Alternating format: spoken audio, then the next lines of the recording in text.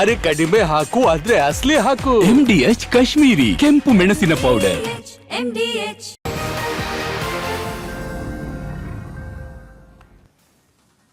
Welcome back. ಕಾಂಗ್ರೆಸ್ನಲ್ಲಿ ಈಗ ಸಂಪುಟ ವಿಸ್ತರಣೆ ಯಾವಾಗ ಅನ್ನುವಂಥ ಪ್ರಶ್ನೆ ಚರ್ಚೆ ಸದ್ಯಕ್ಕೆ ನಡೀತಾ ಇದೆ. ಸಚಿವಾಕಾಂಕ್ಷಿಗಳು ಈಗ ನಡೆದೇ ಬಿಡುತ್ತೆ ಅನ್ನುವಂಥ ನಿಟ್ಟಿನಲ್ಲಿ ದೆಹಲಿವರೆಗೂ ಕೂಡ ಹೋಗಿ ಬಂದರು. ಅದರ ಜೊತೆಯಲ್ಲಿ BK Hariprasad, Siddaramaiah, CM DK Shivakumar ಇವರೆಲ್ಲರೂ ಕೂಡ ದೆಹಲಿಗೆ ಹೋಗಿ ಬಂದರೂ ಕೂಡ ಸಂಪುಟ ರಚನೆಯ ಈ ಕಸರತ್ತು ಇದೆಯಲ್ಲ ಅದು ಮುಗ್ದಿಲ್ಲ. ಈಗ ಮತ್ತೆ ಚುರುಕು ಪಡ್ಕೊಂಡಿದೆ ಅನ್ನೋ ಮಾಹಿತಿ. ಈ ವಾರವೇ ವಿಸ್ತರಣೆಗೆ ಹಾಗಾದ್ರೆ ಶುಭಗಳಿಗೆ ಕೂಡಿ ಬರುತ್ತಾ? ಸಂಪುಟ ವಿಸ್ತರಣೆ ಚರ್ಚೆಗೆ ಹೈಕಮಾಂಡ್ ಬುಲಾವ್ ನೀಡಿದೆ. ದೆಹಲಿಗೆ ಹೊರಟಿದ್ದಾರೆ CM DK ಶಿವಕುಮಾರ್. ಸಂಪುಟ ವಿಸ್ತರಣೆಗೆ ಹೈಕಮಾಂಡ್ ಬುಲಾವ್ ನೀಡಿದೆ.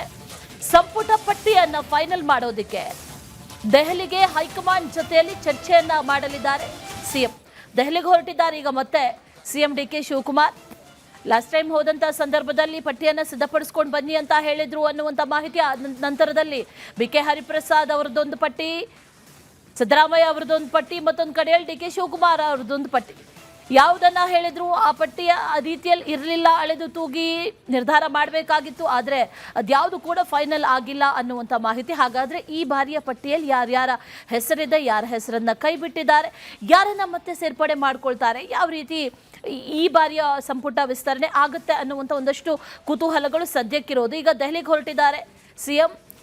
ಹೈಕಮಾಂಡ್ ನಾಯಕರಿಂದ ಬುಲಾವ್ ಬಂದಿದೆ ಅನ್ನುವಂಥ ಮಾಹಿತಿ. ಸಚಿವ ಸಂಪುಟ ಪಟ್ಟಿ ಫೈನಲ್ ಆಗುತ್ತೆ ಅನ್ನುವಂಥ ಮಾಹಿತಿ ಸದ್ಯಕ್ಕಿದೆ. ಡೀಟೇಲ್ಸ್ ಅನ್ನ ಕೊಡ್ತಾರೆ ನಮ್ಮ ಪ್ರತಿನಿಧಿ ಅಭಿಷೇಕ್. ನೇರ ಸಂಪರ್ಕದಲ್ಲಿ ಜಾಯಿನ್ ಆಗಿದ್ದಾರೆ. ಅಭಿಷೇಕ್, ಇಂದು ನಾಳೆ 2-3 ದಿನದಲ್ಲಿ ಸಂಪುಟ ಫೈನಲ್ ಆಗುತ್ತೆ, ವಿಸ್ತರಣೆ ಆಗುತ್ತೆ ಅನ್ನುವಂಥ ಮಾಹಿತಿ ಇದೆ. ಈ ಬಾರಿಯ ಪಟ್ಟಿ ಹಾಗಾದ್ರೆ ಹೇಗಿರಲಿದೆ? ಈ ಬಾರಿ ಹಾಗಾದ್ರೆ ಗ್ರೀನ್ ಸಿಗ್ನಲ್ ಸಿಗುತ್ತಾ?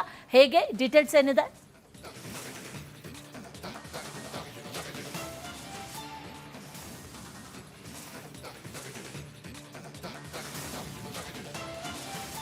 ಒಂದು ಪ್ರಾಕ್ಟಿಕಲ್ ಅಂಶವನ್ನು ಗಮನಿಸಬೇಕಾಗಿರುವಂತದ್ದು, ಹೈಕಮಾಂಡ್ ಮೊದಲೇ ಹೇಳಿತ್ತು ಯುವಕರಿಗೆ ಆಸ್ಪದವನ್ನ ಕೊಡಬೇಕು, ಹೆಚ್ಚಿನ ಅವಕಾಶವನ್ನ ಸಂಪುಟದಲ್ಲಿ ಕೊಡಬೇಕು ಅಂತ. ಆದ್ರೆ ಸಿದ್ದರಾಮಯ್ಯನವ್ರ ಬಳಿ ಇದ್ದಂತ ಪಟ್ಟಿ ಆಗಿರ್ಬೋದು, BK ಹರಿಪ್ರಸಾದ್ ಅವ್ರದ್ದು, DK ಶಿವಕುಮಾರ್ ಅವ್ರದ್ದು, ಈ 3 ಪಟ್ಟಿಗಳನ್ನ ಗಮನಿಸಿದಂತ ಸಂದರ್ಭದಲ್ಲಿ ಅವರ ಬೆಂಬಲಿಗರಿಗೆ, ಅದರಲ್ಲೂ ಕೂಡ ಕೆಲ ಯುವಕರಿಗೆ ಮಾತ್ರ ಅವಕಾಶವನ್ನ ನೀಡಲಾಗಿತ್ತು. ಕೊಡ್ತಾ ಇದ್ದೇವೆ ಅಂತ ತೋರಿಸ್ಕೊಳ್ಳುವಂತ ಪ್ರಯತ್ನವನ್ನ ಈ 3 ನಾಯಕರು ಮಾಡಿದ್ರು. ಈ ಕಾರಣದಿಂದ ಯುವಕರಿಗೆ ಆಸ್ಪದ ನೀಡದೇ ಇರುವಂತ ಪಟ್ಟಿಯನ್ನ ನಾವು ಯಾವುದೇ ಕಾರಣಕ್ಕೂ ಓಕೆ ಮಾಡೋದಿಲ್ಲ, ಮುಂದಕ್ಕೆ ತೆಗೆದುಕೊಂಡು ಹೋಗೋದಿಲ್ಲ ಅನ್ನೋ ಒಂದು ಸೂಕ್ಷ್ಮ ಸಂದೇಶವನ್ನ 3 ನಾಯಕರಿಗೆ ನೀಡಿ ಕಳಿಸಲಾಗಿತ್ತು. ಅದರ ಸಂದರ್ಭದಲ್ಲೇ ಮಲ್ಲಿಕಾರ್ಜುನ ಖರ್ಗೆ ಅವರು ದಿಢೀರಂತ ಬೆಂಗಳೂರು ಬರಬೇಕಾಗಿತ್ತು. ಒಂದಿಷ್ಟು ಪರ್ಸನಲ್ ಎಮರ್ಜೆನ್ಸಿ ಇರೋದ್ರಿಂದ ಈಗ ವಾಪಸ್ ಅವರು ಕೂಡ ದೆಹಲಿಯಲ್ಲಿದ್ದಾರೆ. ಆದ್ರೆ ಈ 3 ನಾಯಕರಿಗೆ ಕೊಟ್ಟಂತ ಸಂದೇಶವನ್ನ 3 ಜನ ಕುಳಿತುಕೊಂಡು ಮಾತನಾಡಿ ಹೈಕಮಾಂಡ್ಗೆ ಬೇಕಾಗಿರುವಂತ 2028ರ ಚುನಾವಣೆಗೆ ಅನುಕೂಲ ಮಾಡುವಂತ ಲಿಸ್ಟ್ ನ ರೆಡಿ ಮಾಡಿದ್ರೆ ಪ್ರಾಬಬ್ಲಿ ಇವತ್ತೇ ರಾಹುಲ್ ಗಾಂಧಿ ಅವರ ಅಂಕಿತ ಬೀಳುತ್ತೆ, ಕ್ಲಿಯರೆನ್ಸ್ ಆಗುತ್ತೆ.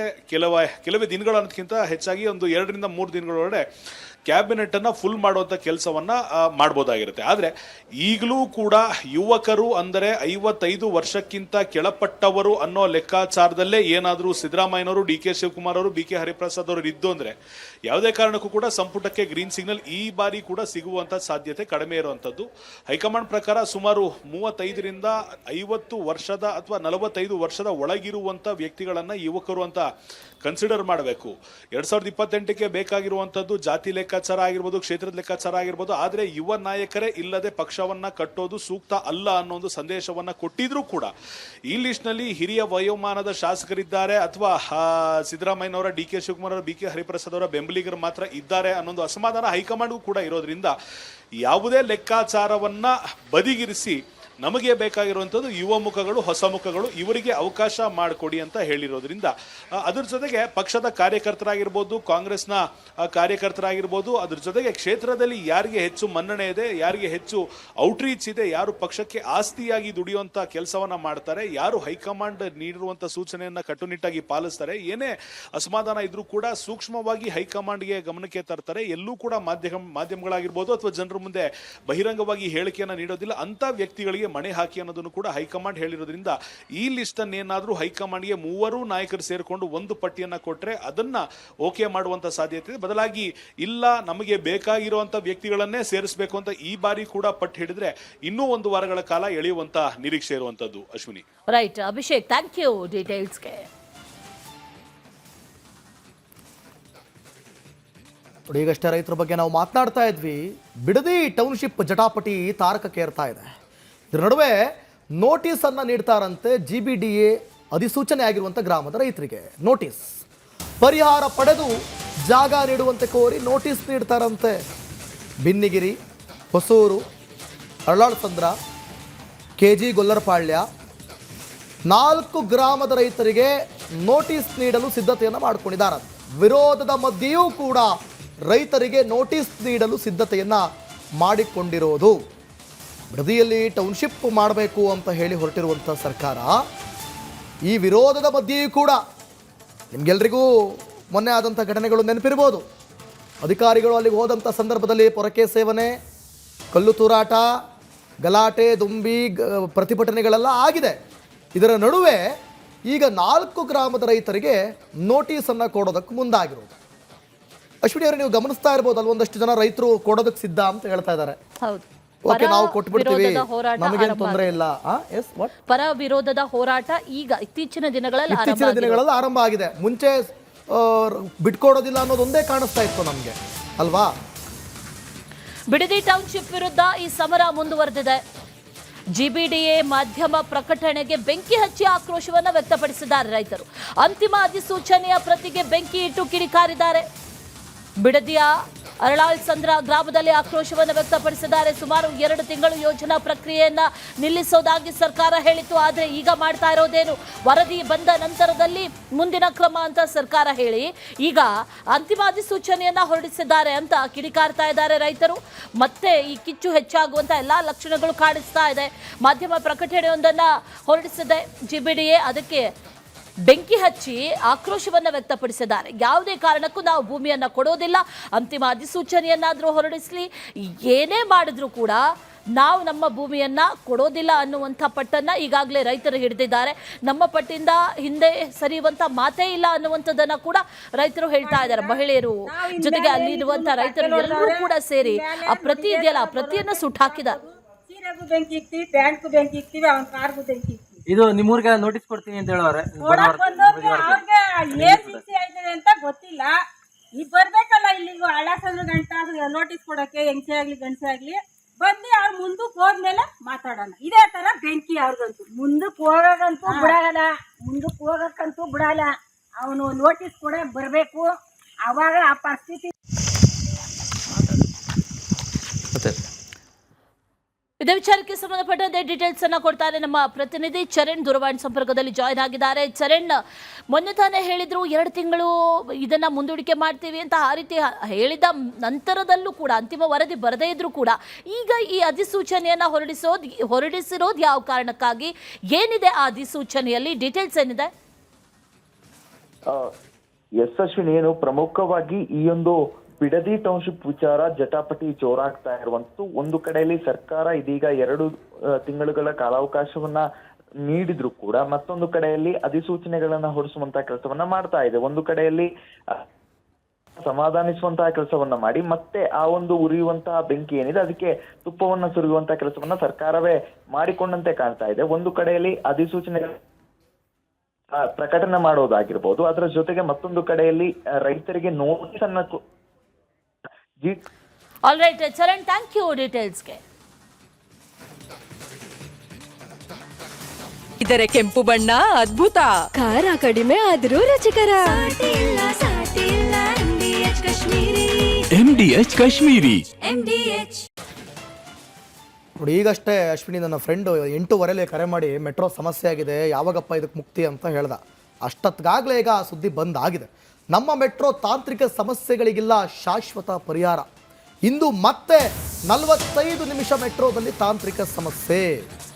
ಯಶವಂತಪುರ ಟು ನಾಗಸಂದ್ರ ನಡುವೆ ಕೈಕೊಟ್ಟ ಮೆಟ್ರೋ ವಿದ್ಯುತ್ ಪೂರೈಕೆ ಸಮಸ್ಯೆ ಹಿನ್ನೆಲೆಯಲ್ಲಿ ನಿಂತಲ್ಲೇ ನಿಂತ ಮೆಟ್ರೋ. ತಾಂತ್ರಿಕ ಸಮಸ್ಯೆಯಿಂದ 45 ನಿಮಿಷ ಮೆಟ್ರೋ ಸಂಚಾರದಲ್ಲಿ ವ್ಯತ್ಯಯ ಆಗಿದೆ. ಮೆಟ್ರೋ ಸಮಸ್ಯೆಯಿಂದಾಗಿ ನೂರಾರು ಪ್ರಯಾಣಿಕರ ಪರದಾಟ. 45 ನಿಮಿಷಗಳ ಬಳಿಕ ಮೆಟ್ರೋ ಸಂಚಾರ ಪುನಾರಂಭ. ನೋಡಿ, ನೋಡೋರಿಗೆ, ಹೊರಗಡೆ ಇರೋರಿಗೆ ಇದೇನು 45 ನಿಮಿಷ ಅಲ್ವಾ, ಅದೇನು ಅಷ್ಟು ಕಾಯಕ್ಕಾಗಲ್ವಾ ಅಂತ ಅನ್ನಿಸ್ಬೋದು. ಆದರೆ 5 ನಿಮಿಷ ಆಫೀಸಿಗೆ ಲೇಟಾಗಿ ಹೋದರೆ ಆಗೋ ಕತೆ ಬೇರೆ ಆಯಿತಾ. ಇನ್ ಟೈಮಿಗೆ ಹೋಗಬೇಕು, ಆ ಟೈಮಿಂಗ್ನ ಮೆಟ್ರೋನ ಪ್ರಯಾಣಿಕರು ನಂಬ್ಕೊಂಡು ಕುತ್ಕೊಂಡಿರ್ತಾರೆ. ಆ ಟೈಮಿಗೆ ಉದಾಹರಣೆಗೆ ಈಗ 8:15 ಟ್ರೈನಿಗೆ ಹೋಯ್ತು ಅಂತಂದರೆ ನಾವು ಒಂದು 8:45 ಇಂಥ ಜಾಗಕ್ಕೆ ರೀಚ್ ಆಗ್ತೀವಿ, ಅಥವಾ 9 ಗಂಟೆಗೆ ನಮ್ಮ ಆಫೀಸಿಗೆ ರೀಚ್ ಆಗ್ತೀವಿ ಇನ್ ಟೈಮ್ಗೆ ಅನ್ನೋದಿರುತ್ತೆ. ಸೊ ಮುಕ್ಕಾಲು ಗಂಟೆ ಅಂದರೆ ಅಲ್ಲಿಗೆ 8:15 ಬರಬೇಕಾಗಿರೋ ಮೆಟ್ರೋ ಸುಮಾರು 9:15 ಬರುತ್ತೆ ಅಂತಂದರೆ, ಸೊ ಅಲ್ಲಿಗೆ ಅವರ ಆಫೀಸ್ ರೀಚ್ ಆಗೋದು ಅಲ್ಲಿಗೆ 9:45 ಆಗುತ್ತೆ ಅಥವಾ 9:15 ಆಗಿಬಿಡುತ್ತೆ. ಸೊ ಅವಾಗೆಲ್ಲಿ 9 ಗಂಟೆಗೆ ಹೋಗಬೇಕಾಗಿರೋ ಒಬ್ಬ ಎಂಪ್ಲಾಯಿ 9:15 ಹೋದರೆ ಕಥೆ ಏನು ನೋಡಿ. ಬೆಂಗಳೂರಿನ ನಮ್ಮ ಮೆಟ್ರೋದಲ್ಲಿ ಪದೇ ಪದೇ ಸಮಸ್ಯೆ ಆಗ್ತಾ ಇದೆ. ಒಂದು ತಿಂಗಳಲ್ಲೇ 5 ಬಾರಿ, 1.5 ತಿಂಗಳಲ್ಲಿ 5 ಬಾರಿ ಕೆಟ್ಟು ನಿಂತಿದೆ ಈ ಮೆಟ್ರೋ. ಜೂನ್ 21 ನಾಗಸಂದ್ರದಲ್ಲಿ ಎಕ್ಸಿಟ್ನಲ್ಲಿ ಅಗ್ನಿ ಅವಘಡ ಆಯಿತು. 23ಕ್ಕೆ ಕಬ್ಬನ್ ಪಾರ್ಕ್ ನಿಲ್ದಾಣದ ಬಳಿ ಒಂದಷ್ಟು ಟೆಕ್ನಿಕಲ್ ಪ್ರಾಬ್ಲಮ್ ಅಂತ ಹೇಳಿದ್ರು. ಇನ್ನು ಪರ್ಪಲ್ ಲೈನ್ನಲ್ಲಿ ಮೆಟ್ರೋ ಡೋರ್ ಸಮಸ್ಯೆ ಆಯಿತು ಅವತ್ತು ಕೂಡ ಜೂನ್ 24ಕ್ಕೆ. ಜುಲೈ 4ಕ್ಕೂ ಕೂಡ ರಾಜಾಜಿನಗರದ ಬಳಿ ಹಳಿಗಳ ಮೇಲೆ ಮಹಿಳೆ ಬಿದ್ದರು, ಆಗಲೂ ಡಿಲೇ ಆಯಿತು. ಜುಲೈ 16ಕ್ಕೆ ಇಂದಿರಾನಗರದಲ್ಲಿ ಅಪರಿಚಿತ ವ್ಯಕ್ತಿ ಸ್ಪ್ರೇ ಮಾಡ್ತಾನೆ ಮೆಟ್ರೋದಲ್ಲಿ, ಆಗಲೂ ಕೂಡ ಒಂದಷ್ಟು ಆತಂಕ ಸೃಷ್ಟಿಯಾಗುತ್ತೆ, ಅಲ್ಲೂ ಕೂಡ ಒಂದಷ್ಟು ಭಯದ ವಾತಾವರಣ ಸೃಷ್ಟಿಯಾಗುತ್ತೆ. ಈ ರೀತಿ ಸಾಲು ಸಾಲು ಅವಾಂತರಗಳಾಗ್ತಾ ಇರೋದಿದೆಯಲ್ಲ ನಮ್ಮ ಮೆಟ್ರೋದಲ್ಲಿ. ಇದು ಬೆಂಗಳೂರಲ್ಲಿ ಮಾತ್ರನಾ, ಅಂದರೆ ನಮ್ಮ ಮೆಟ್ರೋದಲ್ಲಿ ಮಾತ್ರನಾ ಅನ್ನೋ ಪ್ರಶ್ನೆ ಕೇಳುವಂತಾಗಿದೆ. ಯಾಕಂದರೆ ಇಂಥ ಘಟನೆಗಳು ಬೇರೆ ಕಡೆ ಆಗಿದ್ದಂತೂ ಎಕ್ಸಾಂಪಲ್ಸ್ ಇಲ್ಲ. ಡೀಟೇಲ್ಸ್ ಅನ್ನ ಕೊಡ್ತಾರೆ ನಮ್ಮ ಪ್ರತಿನಿಧಿ ಸತ್ತಾರ್, ನೇರ ಸಂಪರ್ಕದಲ್ಲಿ ಜಾಯಿನ್ ಆಗಿದ್ದಾರೆ. ಸತ್ತಾರ್, ಪದೇ ಪದೇ ಇಂಥದ್ದೇ ಅವಘಡಗಳು, ಅವಾಂತರಗಳು, ಒಂದಷ್ಟು ಡಿಲೇ ಆಗೋದು, ಟೆಕ್ನಿಕಲ್ ಸಮಸ್ಯೆ ಇಂಥದ್ದೆಲ್ಲ ಆಗ್ತಾ ಇದೆ. ಒಂದು ಟೆಕ್ನಿಕಲ್ ಸಮಸ್ಯೆ ಅಂತಂದರೆ 5 ನಿಮಿಷ 10 ನಿಮಿಷದಲ್ಲಿ ಆಗಿಬಿಡಬೇಕು. 45 ನಿಮಿಷ, 1 ಗಂಟೆ, ಮೊನ್ನೆ 3 ಅವರು 4 ಅವರು ಇಷ್ಟೊತ್ತೆಲ್ಲ ಆದರೆ ಪ್ರಯಾಣಿಕರಿಗೆ ಎಷ್ಟು ತೊಂದರೆ ಆಗುತ್ತೆ. BMRCL ಸಿಬ್ಬಂದಿ ಇದಕ್ಕೆ ಏನು ಉತ್ತರ ಕೊಡ್ತಾ ಇದ್ದಾರೆ? ಡೀಟೇಲ್ಸ್ ಏನಿದೆ?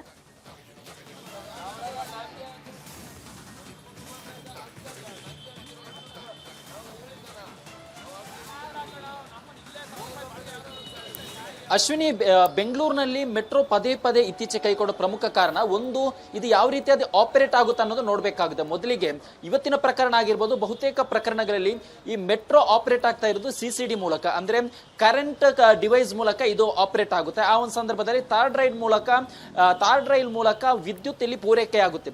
ಆ ಒಂದು ಸಂದರ್ಭದಲ್ಲಿ ಸರಿಯಾದ ರೀತಿಯಲ್ಲಿ ಪೂರೈಕೆ ಆಗದಂತಹ ಸಂದರ್ಭದಲ್ಲಿ ಮೆಟ್ರೋ ಏನೇ ಹಠಾತ್ತಾಗಿ ನಿಲ್ಲುತ್ತೆ. ಇದರಿಂದ ಕೆಲವೊಂದಷ್ಟು ಗಂಟೆಗಳ ಕಾಲ, ಕೆಲವೊಂದಿಷ್ಟು ನಿಮಿಷಗಳ ಕಾಲ ಇಲ್ಲಿ ಮೆಟ್ರೋ ಸಂಚಾರ ತಾತ್ಕಾಲಿಕವಾಗಿ ಸ್ಥಗಿತ ಆಗುತ್ತೆ. ಎರಡನೇದಾಗಿ ಮೆಟ್ರೋ ಡೋರ್ಗಳೇನಿದೆ ಅದು ಆಪರೇಟ್ ಆಗ್ತಾ ಇರೋದು ಸೆನ್ಸಾರ್ ಮೂಲಕ.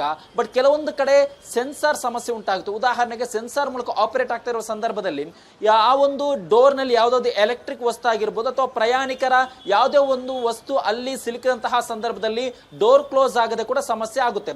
ಇನ್ನು ಮೂರನೇದಾಗಿ ಬೆಂಗಳೂರಿನಲ್ಲಿ ಮೆಟ್ರೋ ಶುರುವಾಗಿದ್ದು 2011ರಲ್ಲಾದ್ರೂ ಕೂಡ ಹಸಿರು ಮಾರ್ಗದಲ್ಲಿ ಓಡಾಡ್ತಿರುವಂತಹ ಮೆಟ್ರೋದ ಬಿಡಿ ಭಾಗಗಳು ಬೆಂಗಳೂರಿಗೆ 2005-8ರ ಆಸುಪಾಸಿನಲ್ಲಿ ಬಂದಿತ್ತು. ಸರಿಸುಮಾರು 20 ವರ್ಷಗಳ ಹಳೆಯದಾಗಿರುವಂತಹ ಬಿಡಿ ಭಾಗಗಳ ನಿರ್ವಹಣೆ ಸರಿಯಾದ ರೀತಿಯಲ್ಲಿ ಆಗದಂತಹ ಸಂದರ್ಭದಲ್ಲಿ ಇತ್ತೀಚೆಗೆ ಪದೇ ಪದೇ ಆ ಒಂದು ಬಿಡಿ ಭಾಗಗಳ ಸಮಸ್ಯೆಯಿಂದಲೂ ಕೂಡ ಮೆಟ್ರೋ ಇದೀಗ ಸಂಚಾರದಲ್ಲಿ ತಾತ್ಕಾಲಿಕವಾಗಿ ಸ್ಥಗಿತ ಉಂಟಾಗಿ ಈ ರೀತಿಯ ಸಮಸ್ಯೆ ಆಗ್ತಾ ಇರುವಂತದ್ದು. ಮತ್ತೊಂದು ವಿಚಾರ, ಇಲ್ಲಿ OCG ಮೂಲಕ ಕೂಡ ಮೆಟ್ರೋ ಆಪರೇಟ್ ಆಗುತ್ತೆ, ಅಂದ್ರೆ ಆಪರೇಷನ್ ಕಂಟ್ರೋಲ್ ಸೆಂಟರ್ ಮೂಲಕ ಕೂಡ ಆಪರೇಟ್ ಆಗುತ್ತೆ. ಕೆಲವೊಂದು ಭಾಗದಲ್ಲಿ ಸಿಗ್ನಲಿಂಗ್ ಸಮಸ್ಯೆ ಉಂಟಾಗುತ್ತೆ. OCG ಮೂಲಕ ಕಾರ್ಯಾಚರಣೆ ಸಂದರ್ಭದಲ್ಲಿ ಸಿಗ್ನಲಿಂಗ್ ಸಮಸ್ಯೆ ಉಂಟಾಗುತ್ತೆ. ಆ ಸಿಗ್ನಲಿಂಗ್ ಸಮಸ್ಯೆ ಉಂಟಾದಂತಹ ಸಂದರ್ಭದಲ್ಲಿ ಖುದ್ದು BMRCL ಪ್ರಯಾಣಿಕರ ಹಿತದೃಷ್ಟಿಯಿಂದ ಕೆಲವೊಂದು ಕಡೆ ತಾತ್ಕಾಲಿಕವಾಗಿ ಮೆಟ್ರೋ ಸಂಚಾರವನ್ನು ಸ್ಥಗಿತ ಮಾಡುತ್ತೆ. ಈ ರೀತಿಯಲ್ಲಿ ತಾಂತ್ರಿಕ ದೋಷದಿಂದ ಕೂಡ ಇದೀಗ ಪದೇ ಪದೇ ಈ ರೀತಿಯ ಸಮಸ್ಯೆ ಆಗ್ತಾ ಇರುವಂತದ್ದು.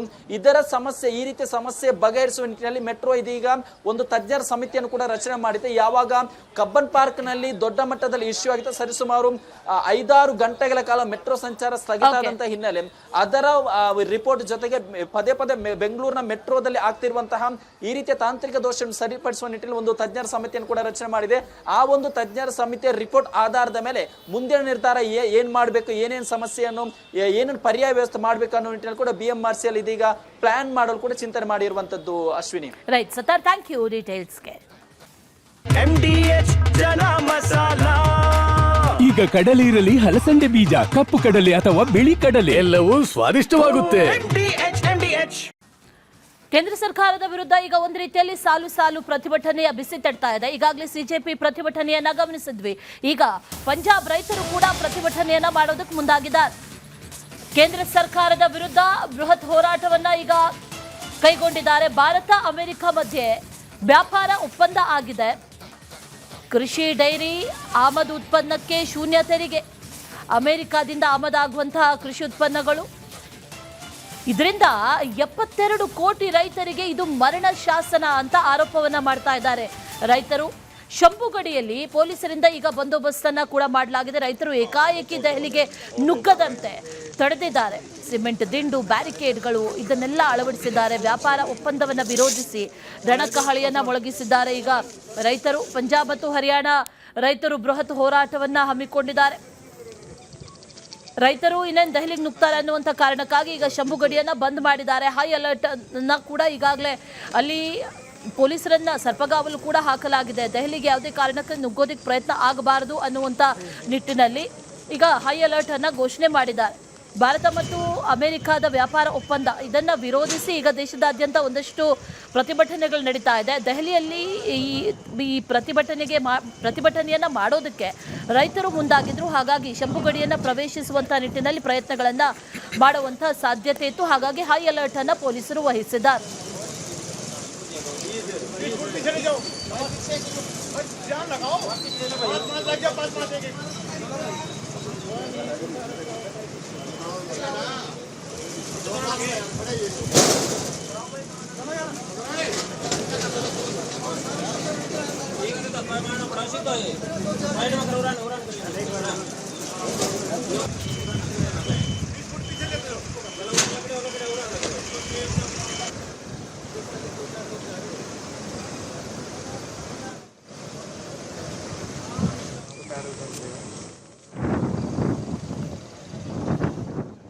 ಭಾರತ ಮತ್ತು ಅಮೆರಿಕದ ಮಧ್ಯೆ ಆಗಿರುವಂತಹ ಒಪ್ಪಂದ, ಈ ಒಪ್ಪಂದಕ್ಕೆ ಸಾಕಷ್ಟು ವಿರೋಧಗಳು ಈಗ ವ್ಯಕ್ತವಾಗ್ತಾ ಇದೆ.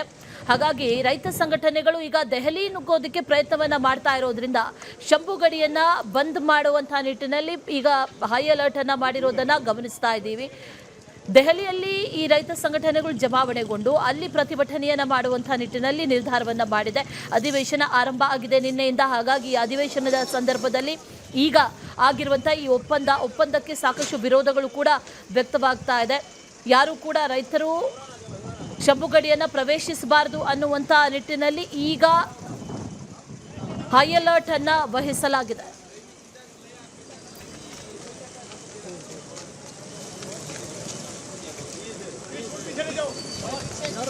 ಚಹಾದ ಅಸಲಿ ಟೇಸ್ಟ್ MDHD ಪ್ಲಸ್ ನಿಂದಲೇ ಬರುತ್ತೆ. ಗಂಟು ಕಟ್ಟಿಕೋ. ಲವಂಗ, ಹಸಿರು ಏಲಕ್ಕಿಯಿಂದ ತುಂಬಿದ MDH D+ ಮಸಾಲೆ.